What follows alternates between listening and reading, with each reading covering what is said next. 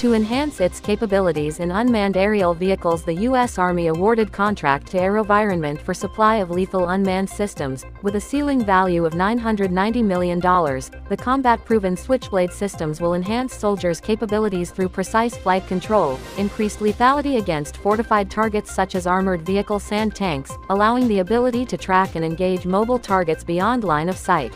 Russia is intensifying efforts to speed up the production of its fifth-generation Su-57 fighter jets. The state-owned United Aircraft Corporation recently announced the opening of new facilities at the Komsomolsk-on-Amur plant in eastern Russia. These new facilities include developments related to the fuel system and the construction of a hangar dedicated to avionics testing.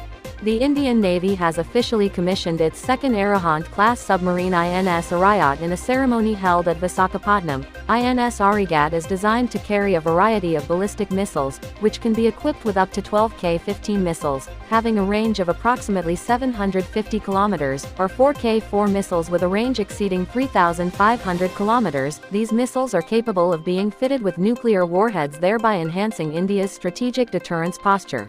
The Russian Baltic Fleet has equipped the small missile corvette Sovetsk with a Tor-M2KM modular air defense system. The Tor-M2KM is a modular version equipped with 4 guided anti-aircraft missiles capable of intercepting aerial targets at a range of up to 15 kilometers.